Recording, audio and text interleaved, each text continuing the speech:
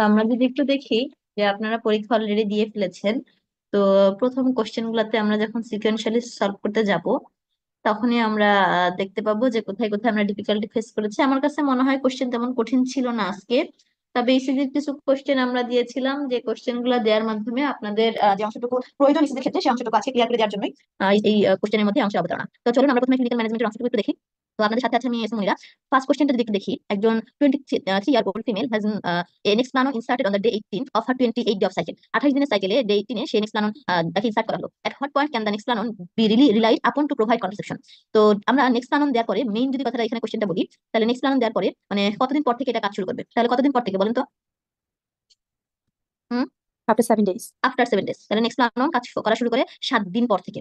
এরপরে আসি পরের কোশ্চেন, একটা 43 বছরের একজন ওমেন যে অ্যাডমিট হলো একদম 33 সপ্তাহ কাটায় কাটায়, যখন 33 সপ্তাহ জেস্টেশন, তখন she describe heavy per vaginal blood loss and lower abdominal pain for the last 2 hour. 33 week pregnancy, সে অনেক বেশি ব্লিডিং নিয়ে আসছে, বলেই দিছে হেভি পিভি ব্লিডিং। সেই সাথে তলপেটে তীব্র ব্যথা নিয়ে এসে আসলো। আপনি দেখলেন প্লাসেন্টা ইজ নট লো ভাজান and she is rhesus D positive. এরপরে আসি examination reveal a firm tender abdomen with palpable contraction with 3 to 4 তাহলে দেখা যাচ্ছে এর মধ্যে আপনি হাত দিয়ে দেখলেন যে ইউটারাস অনেক বেশি কন্ট্রাকশন হচ্ছে, এবং moderate amount of active bleeding through the close cervical অস। তাহলে সার্ভাইকাল অসের এখানেও ব্লিডিং জমা হয়ে আছে, কিন্তু কোনো আপার জেনিটাল ট্র্যাক্টে ব্লিডিং নাই।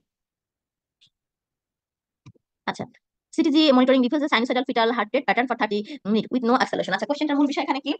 প্লাসেন্টাটা নট লো ভেজাইনা তা না, প্লাসেন্টাটা লোয়ার ভেজাইনাতে অকুপাই করা আছে। কোশ্চেনটা একটু এখানে ঠিক হবে, মানে কোশ্চেনের এই জায়গাটা একটুখানি আপনারা ঠিক করে নেবেন। তাহলে 33 সপ্তাহের জেস্টেশনে অনেক বেশি ব্লিডিং আসতেছে, তলপেটে তীব্র ব্যথা 2 ঘন্টা ধরে, প্লাসেন্টা লোয়ার রিজনে আছে। এরপরে দেখা গেল পেটের মধ্যে হাত দিয়ে দেখলেন অনেক ফার্ম টেন্ডার, অনেক বেশি মানে কন্ট্রাকশন হচ্ছে, এবং সেই সাথে আপনি অ্যাক্টিভ ব্লিডিং সার্ভিক্সের অস্ত্র এখান থেকে পাচ্ছেন। তাহলে এবং আপনি তখন কি কাজ করলেন, যে কোনো ওদের ক্ষেত্রে আমরা বলেছিলাম যে মেডিকেল লিটিগেশনের একটা আওতায় পড়ে যেতে হয় সিটিজি না করলে এবং সিটিজি ইন্টারপ্রিট না করতে পারলে।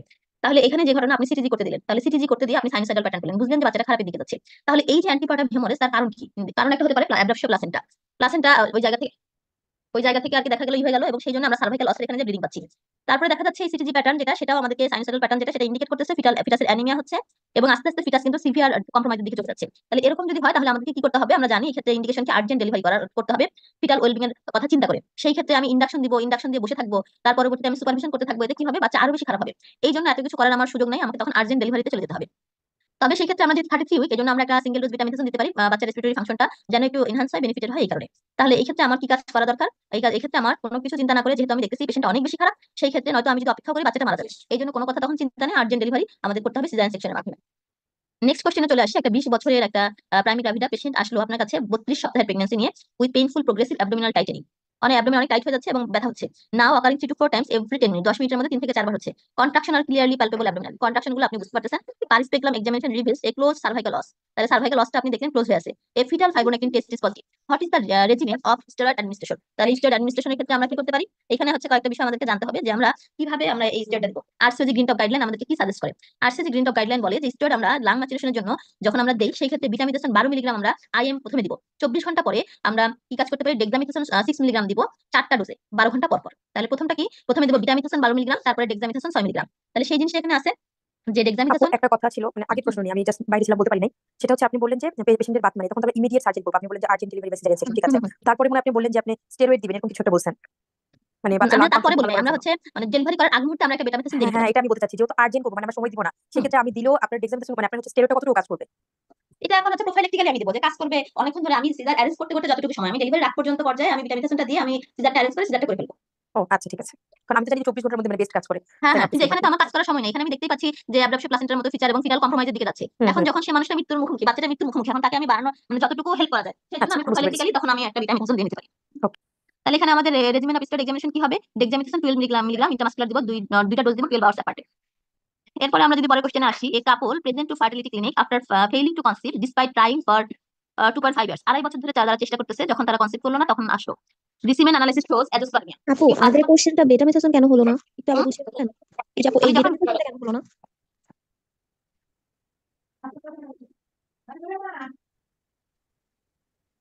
এই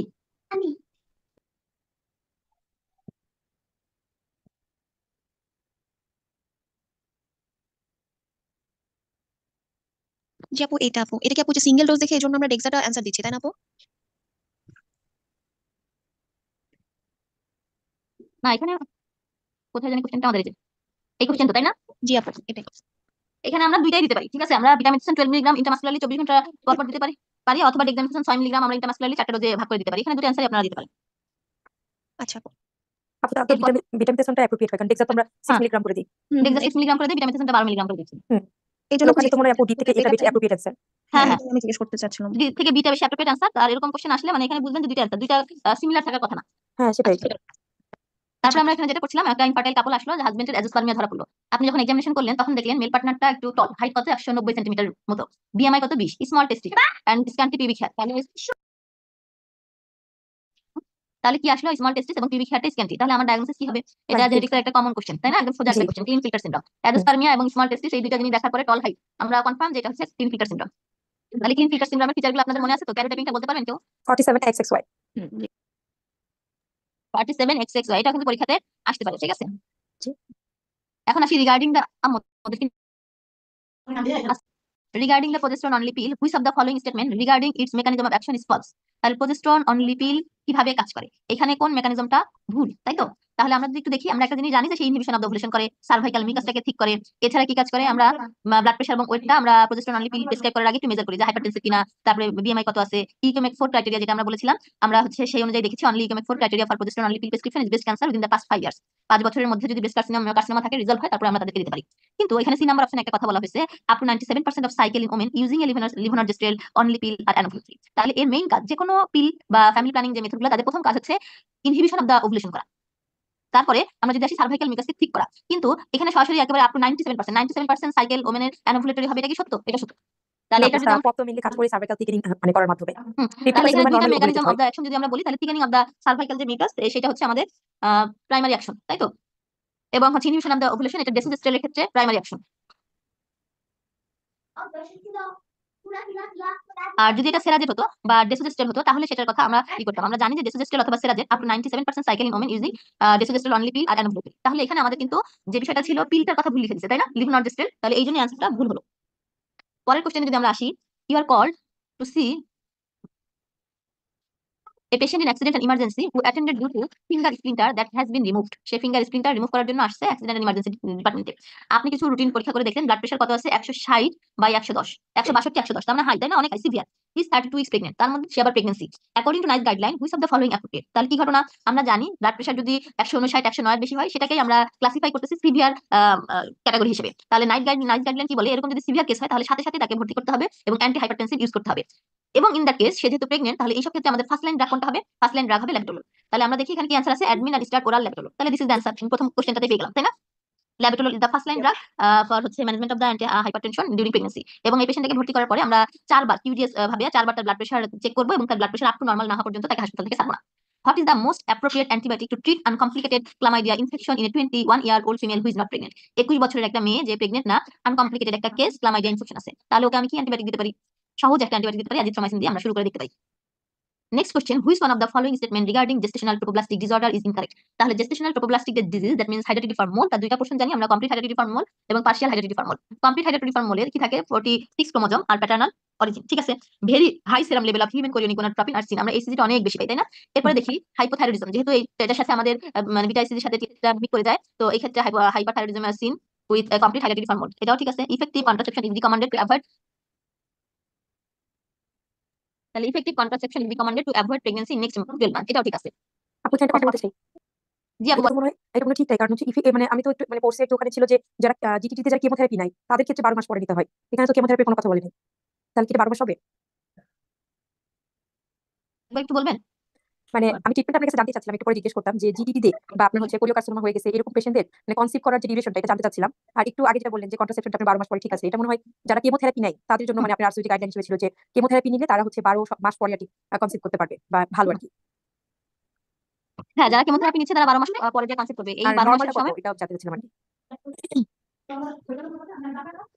ওদের তো গাইডলাইন আপু এরকম হচ্ছে এই বলে নাই, ওরা শুধু ওই কেমোথেরাপির কথাই যে জিনিসটা পরে তারা কি করবে, কিন্তু নরমাল যারা প্রেগন্যান্সি কোরিওকার্সিনোমা হয় না তাদের জন্য এই ডিউরেশনটা ওরা তো আলাদা করে কোনো গাইডলাইন উল্লেখ করে নাই। ও আচ্ছা, আমি অবশ্য পাই নাই, ওটা আমিও পাই নাই।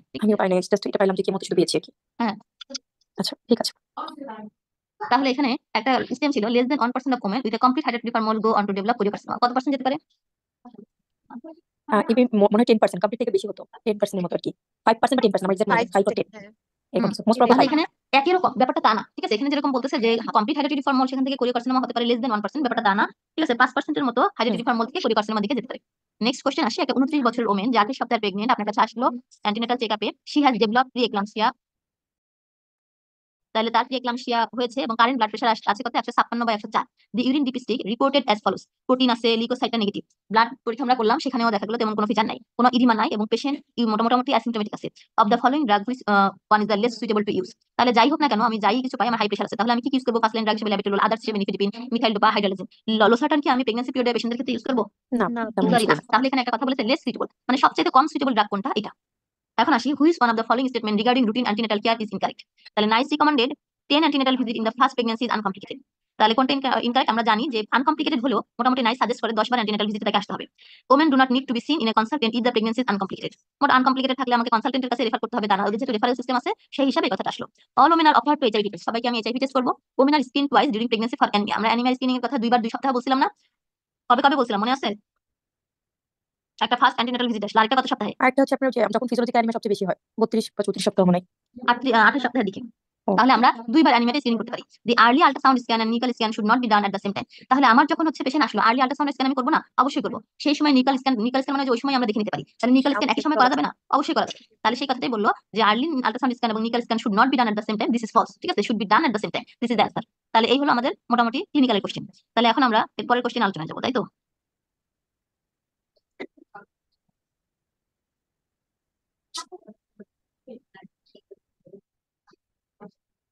আপনারা কি শেয়ার স্ক্রিন দেখতে পাচ্ছেন? জি আপু। আচ্ছা, কি দেখতে পাচ্ছেন বলেন তো? আপু 1 নাম্বার একটা কোশ্চেন, ফলোইং রিপ্রেজেন্ট আচ্ছা হাইলাইট। ঠিক আছে, তার মানে ঠিক দেখতে পাচ্ছেন।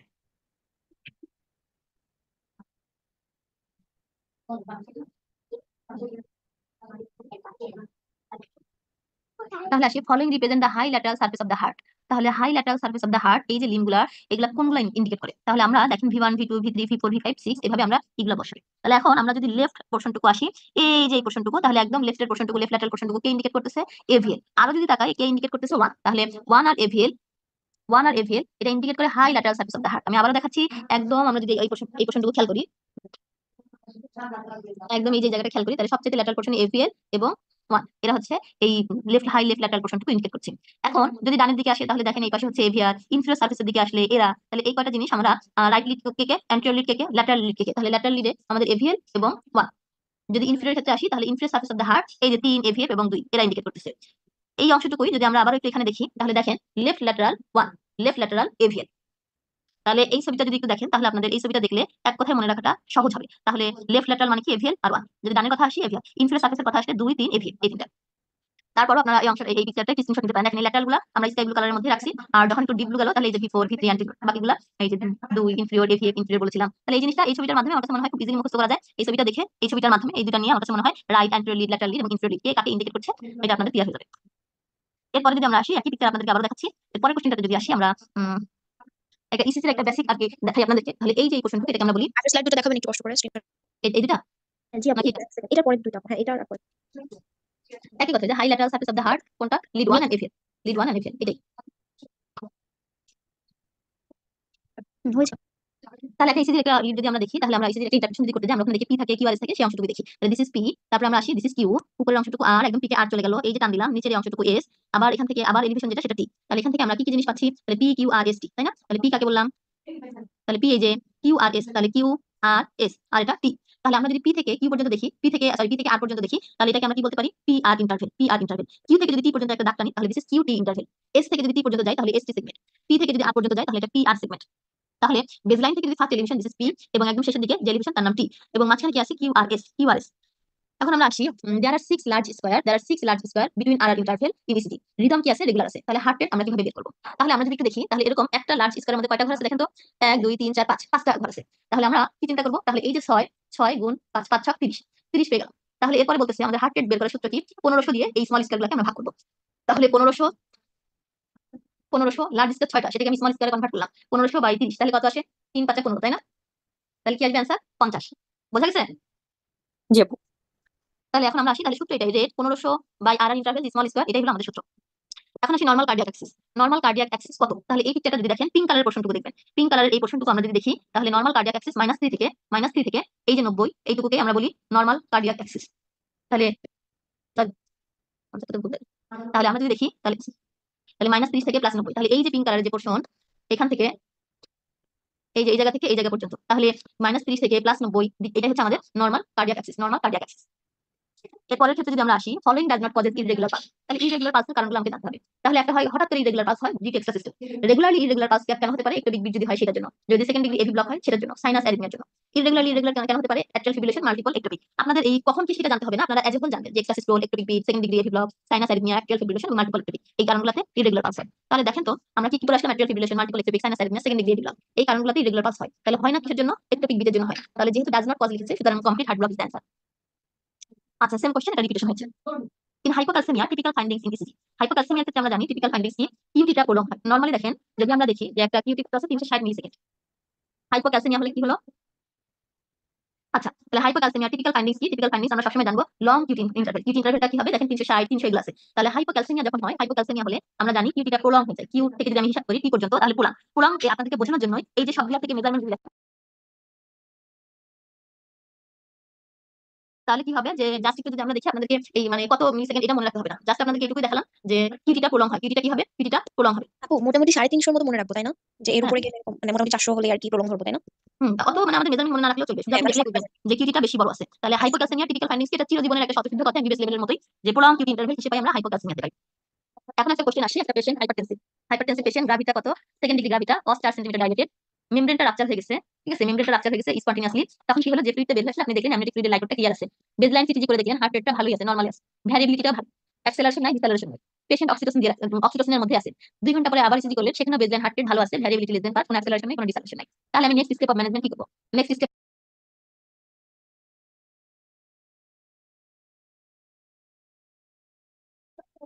তাহলে নেক্সট ম্যানেজমেন্টের ক্ষেত্রে আমরা কি কাজ করতে পারি? নেক্সট ম্যানেজমেন্টের ক্ষেত্রে আমরা ফিটাল ব্লাড স্যাম্পলিং করতে পারি। যেহেতু কেন আমরা করবো, ভ্যারিয়েবিলিটি আমার এখানে কি থাকার কথা ছিল বলেন তো, ভ্যারিয়েবিলিটিটা নরমাল 5 থেকে লেভেল 25 5 থেকে 25 থেকে 25, আর হ্যাঁ। অ্যাক্সেলারেশন ইউজুয়ালি থাকার কথা, তাই না? প্রেজেন্ট জি। হ্যাঁ, অ্যাক্সেলারেশন থাকবে। তাহলে আমাকে এখানে হার্ট রেট ভালো ছিল, ভ্যারিয়েবিলিটি ভালো ছিল, কিন্তু কোনো অ্যাক্সেলারেশন ছিল না। তার পরবর্তীতে 2 ঘন্টা করে আমি রিপিট যখন করলাম, তখন দেখলাম হার্ট রেট 120 আছে, কিন্তু ভ্যারিয়েবিলিটি আসেই কম আছে, অ্যাক্সেলারেশন নাই।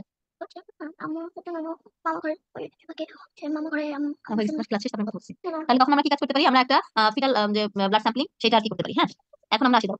এখন আপু আরেকটু জানতে চাচ্ছিলাম, সেটা হচ্ছে এই যে ক্যাটাগরি 1 সিএস, ক্যাটাগরি 2 সিএস এই সম্পর্কে একটু জানতে চাই, এটা কি জানা পসিবল? এটা মানে জানতে গেলে মাথা পাগল হয়ে যাবে, ঠিক আছে? মানে at least মানে কখনো এটা যদি হচ্ছে ট্যাগলাইন আর কি ক্যাটাগরি সিএস এর মধ্যে এই 5টা পয়েন্ট বা এরকম কিছু। ওরকম করে নেই আপু, ঠিক আছে? ওরকম করে হচ্ছে নাই, কারণ কি আমি শুধু এটা মনে রাখবো যে যেহেতু মানে আমি ওয়েট করার পরেও কোনো এক্সেলারেশন হয়নি এবং হ্যাঁ, 2 ভ্যারিয়েবিলিটি ঘন্টা ধরে আমি অপেক্ষা করছি, সেই ক্ষেত্রে আমার কোনো ইমপ্রুভমেন্টের জায়গা হয়নি, সেই ভ্যারিয়েবিলিটি পাচ্ছে কম, বরং অ্যাক্সেলারেশনও এখন পর্যন্ত আসতেছে না, তার মানে খারাপের দিকে যেতে পারে। তবে এই মুহূর্তে আমি তখনই অপেক্ষা আমি একবার করে ফেলছি, এই জন্য আমি আরো 1.5 ঘন্টা অপেক্ষা করবো তা না, আমি আরো অবজার্ভ করবো তাও না। এবং এইরকম কন্ডিশনে আমি শুধুমাত্র ভ্যারিয়েবিলিটি অ্যাক্সেলারেশন পেলাম না, সাথে সাথে আমি সিজার করে ফেলবো সেটাও না, ঠিক আছে? তখন আমি কি কাজ করবো, একটু ফিটাল ব্লাড স্যাম্পলিং করে দেখতে পারি। পরের কোশ্চেনটাতে আসি। আর ওই যে আপনি স্পেসিফিক্যালি যে সিনারিও বেস একটা কোশ্চেন থাকলো, এরকম হলে আমি ক্যাটাগরি 1 শেষ করবো, এরকম হলে ক্যাটাগরি 2 শেষ করবো, এরকম করে আলাদা করে বলা নেই। কারণ এই প্যারামিটারগুলো তো বিভিন্ন চেঞ্জ হতে পারে, ঠিক আছে? যে কোনটা মেমব্রেনের রাপচার, কোনটাতে তারপর হচ্ছে কোনটাতে ফিটাল হার্ট রেট কম আসলো, এই জিনিসগুলো তারা অনেক মানে ভ্যারিয়েশন করে দিতে পারে। এখন আরেকটা কোশ্চেন করব আপনাদের, which of the following is most likely diagnosis. এই যে পিকচারটা আপনারা দেখতে পাচ্ছেন, এই পিকচারটা আসলে কি? এই পিকচারটা হচ্ছে থার্ড ডিগ্রি হার্ট ব্লক। তাহলে থার্ড ডিগ্রি হার্ট ব্লকে কি হয় সেটা আগে আমাদেরকে জানতে হবে। থার্ড ডিগ্রি হার্ট ব্লকে কয়েকটা ঘটনা ঘটে। কয়েকটা ঘটনা কি? পিপি ইন্টারভ্যাল, যেটা রেগুলার পিপি ইন্টারভ্যাল হবে, রেগুলার আর ইন্টারভ্যাল থাকবে। আর ইন্টারভ্যালটা যে রেগুলার থাকে এটা অত্যন্ত গুরুত্বপূর্ণ। এবং পি ওয়েভটা কিউআরএস এই অংশটুকুকে ফলো করবে না, পি কিউআরএস কে ফলো করবে না। তাহলে আমরা এখানে দেখাচ্ছি রেগুলার পিপি ইন্টারভ্যাল, রেগুলার আর ইন্টারভ্যাল। এরপরে যদি আমরা আসি আবারও দেখি, এখানে আপনাদেরকে এখান থেকে একটু কনস্ট্যান্ট পি দেখাচ্ছে, কনস্ট্যান্ট পি দেখাচ্ছে, যে পিপিটা কনস্ট্যান্টই আছে, আবার আরটাও আমরা বলেছি কনস্ট্যান্ট থাকবে। তাহলে আরটাও কনস্ট্যান্ট থাকবে। তবে মূল কথা, no relation between P and QRS, no relation between P and QRS. তাহলে এটা আপনারা যদি একটু খেয়াল করেন এই ছবিটার দিকে, এখানে আপনারা কি দেখতে পাচ্ছেন? তাহলে এখানে কি পি আছে? কোথায় পি আছে? এই যে পি। পি থাকার পরে কত দূর পরে যে কিউআরএস কমপ্লেক্সটা শুরু হলো, এই হলো পি আর এই হলো কিউআরএস। কিন্তু আবার এই দেখেন পি কিউআরএস, তাহলে পি কি কিউআরএস কে ফলো করেছে? পি কিউআরএস কে ফলো করেনি, no relation between P and QRS. তাহলে এই ঘটনাটাই এই জায়গাগুলোতে ঘটে যখন আমাদের থার্ড ডিগ্রি হার্ট ব্লক হয়। তাহলে এখানটাতে কি কোথায় কোথায় এরকম ঘটনা ঘটলো সেটা এখন আমাদেরকে দেখতে হবে। তাহলে দেখেন পি কিউআরএস কি অবস্থা? দেখেন এই যে পি কোথায়, কিউআরএস কোথায়, দেখেছেন? পি কি কিউআরএস কে ফলো করতেছে? পি কিউআরএস কে ফলো করতেছে না। না। আবার যদি আমরা আসি, পি ইন্টারভ্যালটা কনস্ট্যান্ট থাকবে, তাই না? তাহলে এই যে পিপিটা কনস্ট্যান্ট, এই যে দেখেন পিপি কনস্ট্যান্ট, পিপি কনস্ট্যান্ট, পিপি কনস্ট্যান্ট। তাহলে এই যে এই পিকচারটাতে এই কোশ্চেনটা আপনাদের সবসময় পরীক্ষাতে আসে, ঠিক আছে? একদম এই ইসিজিটা সারা জীবন তুলে দেয়। তাহলে এই ইসিজিটা আপনাদের একদম কানা মুখস্থ থাকবে। এই ইসিজি মানে কি? এই ইসিজি মানে থার্ড ডিগ্রি হার্ট ব্লক। তাহলে কোথায় কি ঘটনা পেলেন সেটা আপনাদেরকে দেখানোর চেষ্টা করলাম, যে পি কিউআরএস এরা ফলো করতেছে না, পিপি ইন্টারভ্যাল আর ইন্টারভ্যাল এরা কনস্ট্যান্টই আছে। এরপরে একটা পিকচার যদি আসি, which of the following is most likely diagnosis. এটাও সারা জীবন একই কোশ্চেন, সারা জীবন এই কয়েকটা ইসিজি মোটামুটি আর্টসোলজিতে আছে, মার্সোলজি পার্টনে দেওয়ার জন্য। এবং ফ্রিকোয়েন্টলি কোশ্চেন আসলে এই যে আজকে ইসিজি যে অংশটুকু আলোচনা করতেছি এই ইসিজি গুলো থেকেই পরীক্ষাতে দেয়। তাহলে আমরা একটা নরমাল ইসিজি, নরমাল যদি হার্টের ফাংশন দেখি তাহলে দেখেন হার্ট ওয়েভটা কিভাবে মানে ট্রান্সমিট হয় আমরা জানি। এই যে পিএসএ নোড, এসএ নোড থেকে তারপরে এপি নোড, সেখান থেকে বান্ডল অফ আরজিনি ফাইবার হয়ে ট্রান্সমিট হবে। অ্যাকচুয়াল ফিব্রিলেশন যদি হয় তাহলে তাদের মানে এই যে ট্রান্সমিশনটা কেমন উলটপালট হয়ে যায় দেখেন। তাহলে আমরা নরমাল হচ্ছে এরকম ইসিজি পেলে, কিন্তু অ্যাকচুয়াল ফিব্রিলেশন যদি হয় তখন আমরা এরকম ফিব্রিলেটরি ওয়েভ পাই, ফিব্রিলেটরি ওয়েভ পাবো। তাহলে this is actual fibrillation and this is actual flutter. তাহলে অ্যাকচুয়াল ফিব্রিলেশনে আমরা যদি আবারও খেয়াল করি তাহলে অ্যাকচুয়াল ফিব্রিলেশনে কি বলা হচ্ছে, ফিব্রিলেটরি ওয়েভ পাচ্ছি। অ্যাকচুয়াল ফ্লাটারে কেমন পাই, অ্যাকচুয়াল ফ্লাটারে সফট অ্যাপিয়ারেন্স পাই। দুইটা ছবি আপনাদের জন্য একসাথে করে দেওয়া হয়েছে যেন আপনারা দেখা মাত্রই চিনতে পারেন। তাহলে আপনাদের যদি এখন বলি যে আবার দেখাচ্ছি this is fibrillatory wave and this is, ঠিক আছে, অ্যাকচুয়াল ফ্লাটার ইসিজি। তাহলে এখন আমরা যদি এই ছবিটাতে আসি, অ্যাকচুয়াল ফিব্রিলেশন, ফিব্রিলেটরি ওয়েভ, এটা কি সফট অ্যাপিয়ারেন্স অ্যাকচুয়াল ফ্লাটারে। তাহলে এখন আমাকে একটু বলতে পারবেন এটা দেখে আপনাদের কি মনে হচ্ছে? ফিব্রিলেশন। তাহলে this is actual fibrillation, this is actual fibrillation. Next আলোচনায় যদি আসি, which of the following is most likely diagnosis. এখন এটা জানার ক্ষেত্রে আমাদেরকে যে জিনিসটা জানতে হয় হাইপোক্যালেমিয়া এবং হাইপারক্যালেমিয়া। হাইপোক্যালেমিয়াতে কি হয়, হাইপারক্যালেমিয়াতে কি হয়? তো হাইপোক্যালেমিয়াতে এই যে টি ওয়েভটা ইনভার্সন হয়। আর কি হবে, এসটিটা ডিপ্রেশন হয়। তাহলে এই যে পি কিউ আর এস, তাহলে এসটি ডিপ্রেশন হলো আর কি হলো, টি ওয়েভটা ইনভার্সন হলো। তাহলে মাঝখান থেকে একটা আমরা বলি প্রমিনেন্ট ইউ ওয়েভ, তাহলে এসটি ডিপ্রেশন আর কি হচ্ছে টি ইনভার্সন, এখানে কি হচ্ছে এটাকে আমরা ইউ বলতেছি, তাহলে প্রমিনেন্ট ইউ ওয়েভ হচ্ছে। তাহলে আমরা এই জিনিসটা কাটতে পাই হাইপোক্যালেমিয়া ক্ষেত্রে পাই, হাইপোক্যালেমিয়া। হাইপারক্যালেমিয়া ক্ষেত্রে কি পাই, হাইপার মনে রাখবেন। তাহলে কি হবে, টি ওয়েভটা পিকে যাবে, টি ওয়েভ কি হবে, পিক টি ওয়েভ হবে। আর কি হবে, পি আর প্রলং হবে, কিউআরএসটা ওয়াইড হয়, কিউআরএসটা ওয়াইড হয়। এই জিনিসটা এমনিতে আপনারা জেনে রাখবেন। অনেক সময় ইসিজি দেয় না, শুধু ফাইন্ডিংস আছে, আপনি জানেন কিনা যে হাইপোক্যালেমিয়া ফাইন্ডিংস কি, হাইপারক্যালেমিয়া ফাইন্ডিংস কি। তাহলে আমরা যদি এই সিজিটার ক্ষেত্রে দেখি তাহলে এই সিজিটাতে কি ঘটনা ঘটলো, তাহলে hypo what is the final diagnosis, তাই না? তাহলে আমরা এখানে তো কিছুই বোঝা যাচ্ছে না আমার। আমার কি কোশ্চেন ছিল? আমি তো কিছুই বুঝতে পারতেছি না। এখানে আমি 3 ভার্সন খুঁজে পাচ্ছি না, ইউ পাচ্ছি না। এটা আপনাদেরকে আমি বুঝাই দিচ্ছি।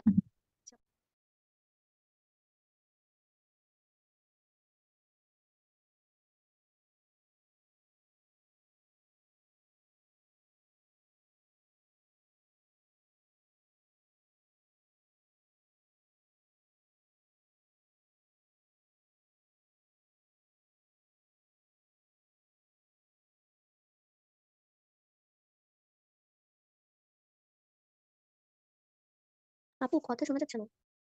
আপু মনে কথা বলছেন না। আমার যে লাল দাগটা বুঝতে কেমন আছেন রিজন আপু? এই তো আপু মোটামুটি এরকম আছে। সব বাবুগুলো আছে। মাত্রও ইসিজি শিখতেছেন। হ্যাঁ, ওর মুনির আপুর বাবুগুলো কি সুন্দর কিউট করে আম্মুর সাথে আমাদেরকে পড়াতে আসে। হুম।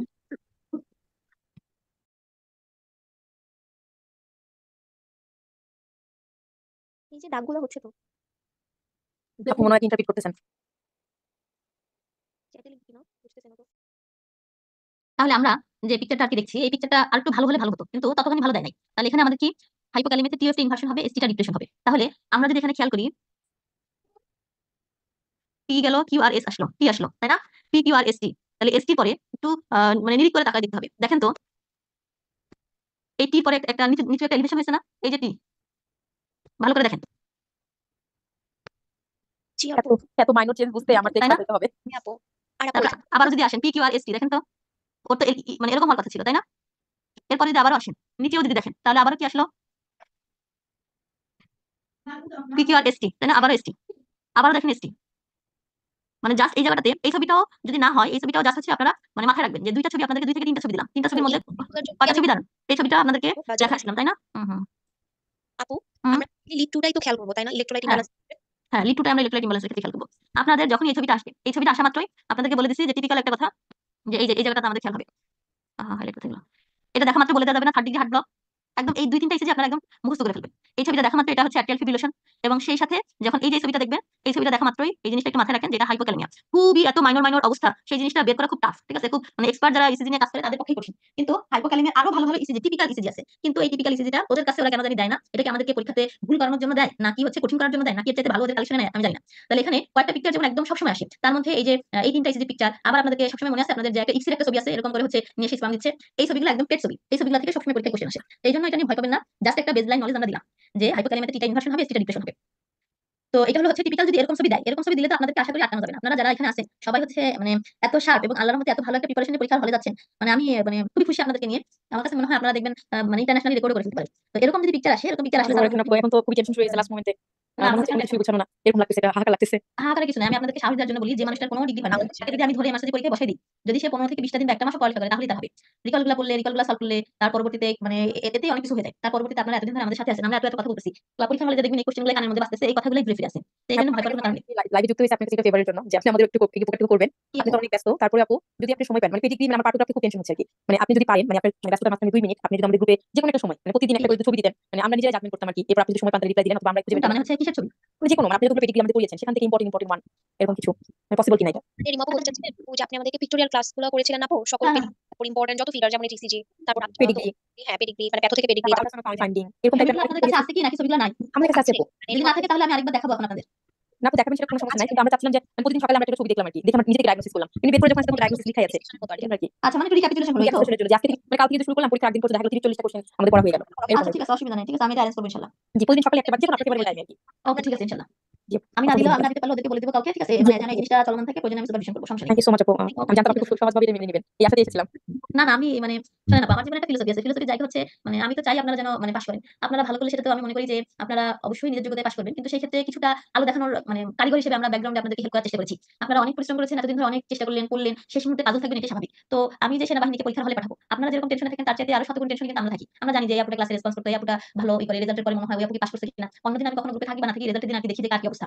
তো এইজন্য আপনারা একটা জিনিস চাইবেন, সেই জিনিসটা মানে সাধ্যে থাকলে মানে আমরা অ্যারেঞ্জ করব না, সেটা আমি কখনোই মনে করি না। আমি চাই যে আপনারা খুব শক্ত ক্যান্ডিডেট হিসেবে পরীক্ষাতে যান। এবং একটু আগে একটা কথা বললাম যে